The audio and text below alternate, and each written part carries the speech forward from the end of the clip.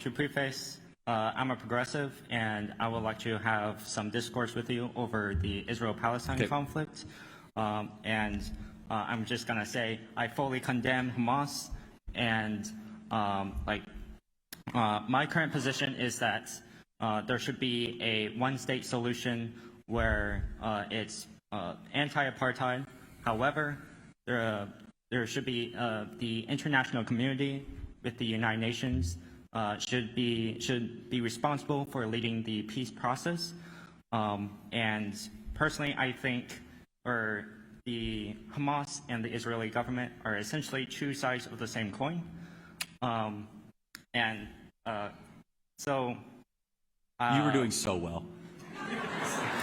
Sorry. No, it's okay. I'm not good with public speaking. No. I just mean the points. The speaking is fine. Yeah. Okay. Yeah.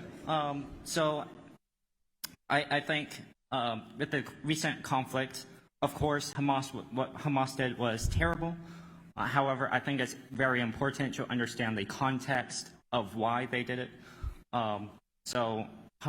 They're very radical, and that radicalization has essentially formed from the Israeli government bullying the Gaza Strip for the past 50 years and obstructing their freedoms.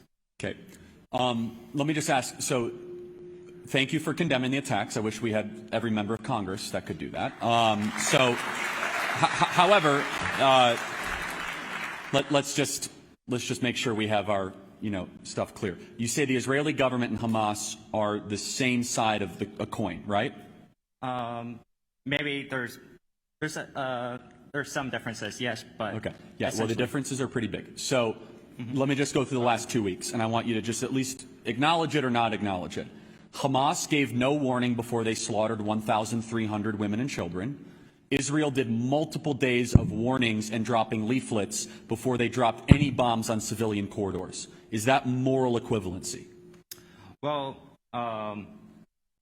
I think, of course, I think Hamas is much worse. Okay, good. So they're not the same coin. Got it. So, because you said they're similar coins, maybe the penny and the nickel. Oh, okay. All right. Let's go to the next question. Let's go to the next kind of. Well, okay. Element. So, I think that. So, as I said earlier, I think the international community should get more involved.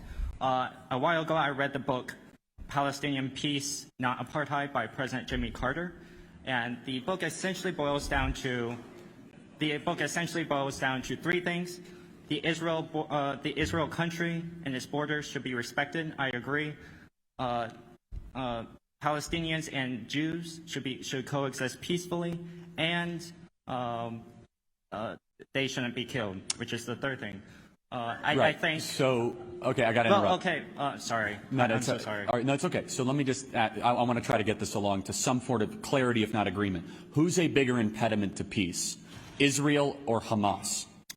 I think the biggest impediment is the reactionary politics and reactions between the two groups.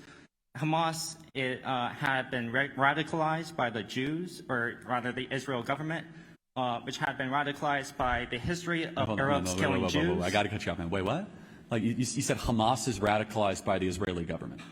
Well, they're radicalized by Islam, not by the Israeli government. Islam is what radicalized Hamas. Not everything goes back to the Jews, man, right? Well, no. I'm sorry. So I think the conflict essentially boils down to its history. The Arabs killed a bunch of Jews in its history. The Jews killed a bunch of, through the Zionist movement, through colonialism, and okay. All right. I don't want to spend too much time on this, but I just want to ask one final question.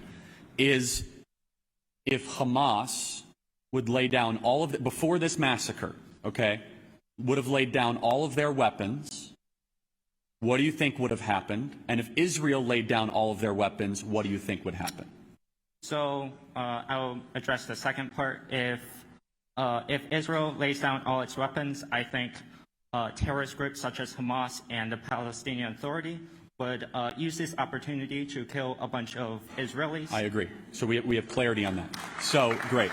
Before the massacre, because heightened tensions. If Hamas would have laid down their weapons and Gaza would have laid down their weapons, what do you think would have happened? I think the Israel government would try to essentially do something similar, where they would try to push out all of the Palestinians.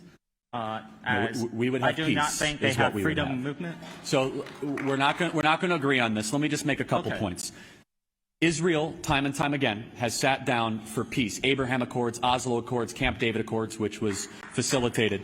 At every corner, Israel has given up land, Sinai Peninsula, parts of the West Bank, parts of Judea and Samaria, in the pursuit of peace. And I just encourage you, and you've been intellectually honest, but I want you to think about this, and anyone who might agree with you, that these are not morally equivalent. You have one side that has a democratically elected government that allows pluralism in the Knesset, Arab, Judaism. In Gaza, they are one size fits all. Hamas took over power, was voted into power, and the stated doctrine of Hamas is no morally different than Nazism. It's not an exaggeration. It's not about land. It's not about winning hearts or souls. It's about killing Jews. And the issue is this. Well, more than the issue, is that Hamas now invited this conflict, okay? And this is where my sympathy kind of wanes down to little next to nothing, is that there was at least some form of an equilibrium.